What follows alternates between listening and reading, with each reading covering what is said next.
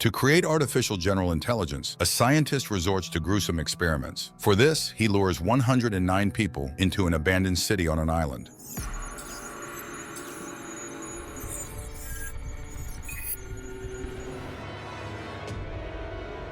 The action unfolds on a train. People are going about their business. Police officer Loren and his partner Yu are watching a girl named Jiang, suspected of murder. Soon, the train approaches the coast and people get distracted by the beautiful views, not noticing the thief who, walking through the car, cleans out their bags and pockets. But Loren and Yu detain the guy. Jiang notices the loss of her bag with documents, but the thief doesn't have it. Suddenly, the train starts shaking, and against the will of the driver named Fei, veers onto another track. Fei tries to stop the train, but it enters a tunnel which is recorded by an unknown drone monitoring it. Soon the train stops at an abandoned station. People look around the platform, not understanding where they have arrived. There is no connection, and calling for help is impossible. Everyone gets out of the cars. Soon, someone notices doors, passing through which people find themselves in the middle of an abandoned city. No one knows what this place is, and they decide to explore. The train chief handcuffs the thief to a metal door and goes with everyone else. Soon, people find an abandoned supermarket.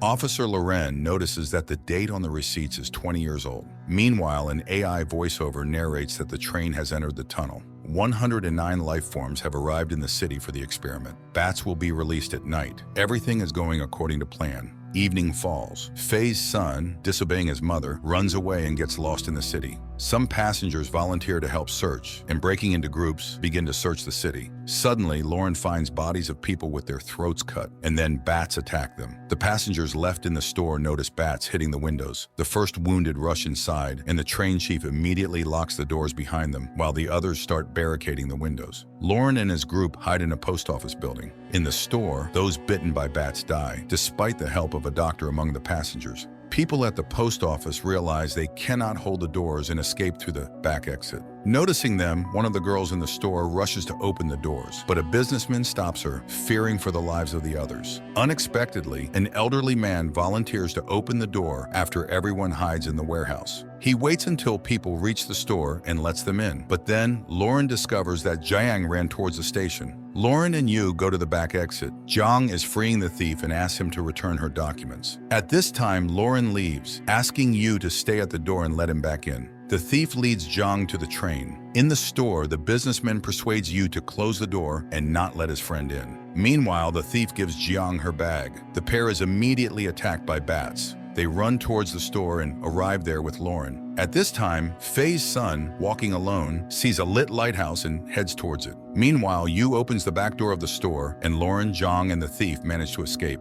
The businessman meets them sternly, as if bats get in, no one will survive. Therefore, they also do not let Fei, who wants to go search for her son, out. In the morning, the passengers learn that the bats have flown away. Fei immediately rushes to the door, but the others do not want to let her go, as there will be no one to drive the train. Fei offers to give the keys to someone else. It turns out that Shin also knows how to drive the train. A dispute arises over who to entrust the keys to. Then the businessman reminds them of the brave old man who opened the doors for others. He is clearly trustworthy, and the keys to the train should be given to him while the others search for the child.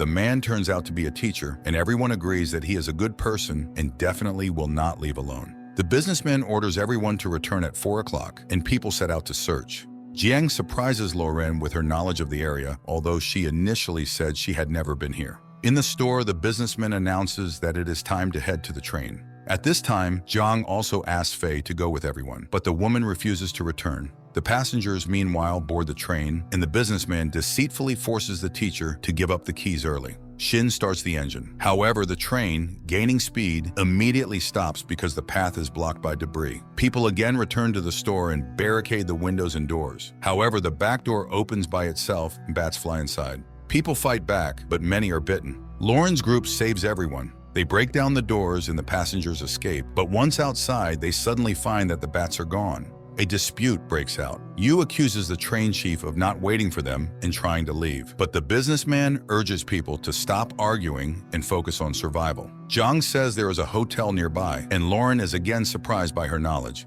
People head to the hotel, and the first thing they do is reinforce the windows and doors. Shin fixes the electricity, after which the passengers disperse to the rooms. Later, Faye hears a whistle and tries to go outside, sure that her son is there. Jiang and Loren go with her and find the child in the store, but then bats appear and attack Faye. Jiang manages to take the boy away, but his mother is bitten. In the store, Zuri tells that at night he saw how the lanterns react to his whistle, but when the bats flew in, he hid in the lighthouse's house. The businessman examines a map found in the room and discovers that they are on an island. But how did this happen? In the morning, he tells everyone about it and suggests splitting up and exploring the surroundings. However, Loren suggests burying the dead first, but people decide to pile the bodies on the first floor to later take them home. Z cries on his mother's chest, not noticing her fingers twitching. Later, people disperse around the island. It turns out that Jiang also has a map, but she leaves alone, not noticing Loren's surveillance. Meanwhile, the businessman's group finds a port, but there are neither boats nor ships in it. At this time, Jiang remembers how, as a child, she followed her mother and walked this road. Then a guard stopped her. Now she descends into the basement. The train chief falls off the pier. His assistant Shin saves him. But instead of gratitude, the man starts a fight. And suddenly, the previously meek assistant beats up the chief. Jiang meets Loren in the basement, who accuses her of murdering the professor, as he saw her on the home surveillance video of the scientist. But she does not deny this. Only that evening, she did not enter the professor's apartment because she received a message from him. As proof, Jiang shows the SMS. The group of passengers realizes there is no way off the island. Suddenly, screams are heard. 2 passengers have fallen and are badly injured. The doctor orders them to be taken to the hotel, where he tries to set up an operating room. But without instruments, the doctor cannot perform the operation. Returning, Jiang lets slip that there is a hospital nearby. Loren suggests going there and finding instruments. After they return, the doctor performs a successful operation. The next morning, Loren demands that Jiang give up the city map, and when she refuses, he takes her bag, in which there are medicines. Jiang loses consciousness. The doctor finds out that she has a rare hereditary disease, and without medicine, the girl will die. Loren feels guilty, but taking out the pills, suddenly finds a note in which Jiang is offered to take this very train to get answers about her mother's disappearance.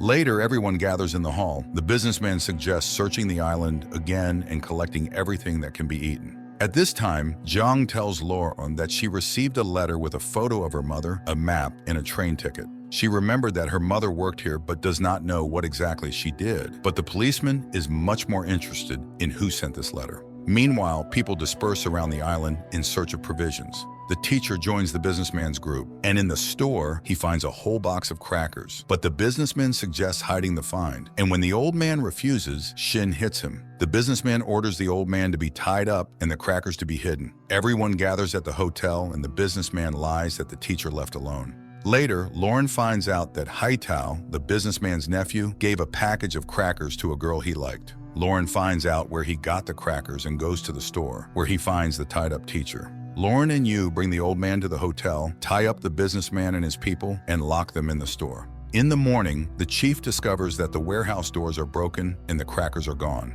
Loren and Yu notice tracks, following which they catch an unfamiliar girl named Nana, who was not with them on the train. She says she fell off a boat and swam ashore near the island. She has been here for 70 days and is very hungry. She also has a radio, which when turned on, people hear a message that thousands of rescuers are searching for the train using helicopters, boats, and drones. But all to no avail. Nana is accepted into the community. Meanwhile, one of the women sneaks into the store and brings food and water to the prisoners. But on the way back, she suddenly sees several resurrected people. The terrified woman returns to the store. And at the hotel, the doctor's wife is also attacked by a zombie and bitten. At this time, the businessman and his accomplices free themselves and, looking at the zombies, understand that these are passengers bitten by bats. There is also a zombie attack at the hotel. People panic and try to hide or run away. The businessman's group escapes from the store through the back door. At the hotel, Loren tries to save people, but zombies are everywhere. Loren and the chief lock the gates, cutting off the zombies from the passengers, and barricade themselves in a large hall. But several infected get in, who are caught and tied up. However, among the survivors, there is no Jiang with the child. Loren and Yu go to look for them and arrive just in time. The businessman's group fights off a crowd of zombies in the former police building and finds weapons in police cars. Nearby, they find barrels of gasoline. At this time at the hotel, Loren distracts the zombies, ordering Yu to take the people they saved, while he faces an unequal battle. The doctor, examining his wife's pupils, notices a strange reaction and suggests that it is some kind of virus affecting the human nervous system. At this time, the businessman's people return to the hotel and rescue Loren by shooting the zombies. The businessman apologizes to the passengers and offers help. After all, now he can protect them. The doctor's wife begins to turn into a zombie. Later, the train chief starts distributing food, and it turns out he divides it based on a person's usefulness. The teacher cannot work, so he gets a reduced portion. This causes outrage among the passengers, but the chief shows a gun. At this time, the businessman shows the boat he found, and later gathers in his room men who understand at least something about technology and promises to take them off the island if they repair the boat. In the evening, the train chief quietly eats hidden food, not noticing a bat that has entered the warehouse, and is immediately attacked. The bat flies further, scaring the hotel residents until Yu shoots it, and Shin drives the former chief out into the street. At this time, Loren dissects the bat and finds a chip inside it. Jiang recalls an experiment in which a bat's brain was stimulated with electricity, making it a fierce predator. Jiang also finds poison inside that causes rabies, but the main thing is that someone controls the bat through this receiver, and this unknown person is here on the island. At this time, zombies return to the hotel. The infected wife of the doctor immediately feels this, and the child starts hearing ultrasound. The businessman and his people start shooting, but Loren forbids killing the infected, as they may be cured. The infected are caught and tied up.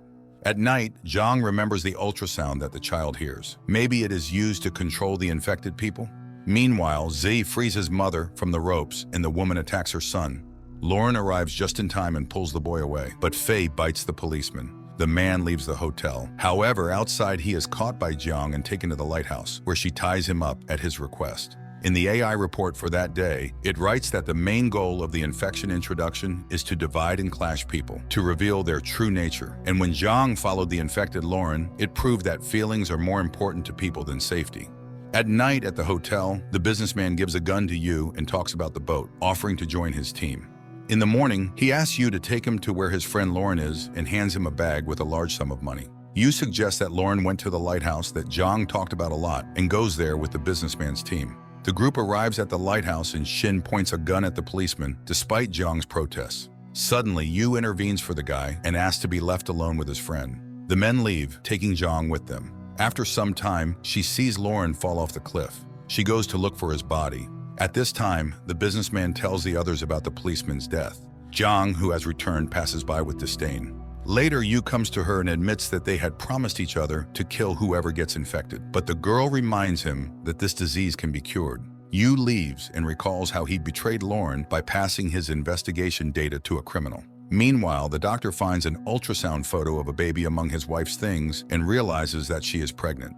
In the morning, people listen to news about their search. It turns out that the tunnel is blocked by a landslide, and it will take a lot of time to clear it. Learning about this, the businessman orders the boat to be repaired faster. Jiang remembers that the teacher taught physics. She tells him about the chip in the bat and asks him to build an ultrasound transmitter from the ultrasound machine she found. Meanwhile, the thief goes down to the basement and unexpectedly hears Nana talking to someone. On the same day, the doctor's wife escapes from the hotel. Meanwhile, Jiang involves Yu and the thief in creating a trap for the bats, and the businessman finds a surveillance camera in his closet.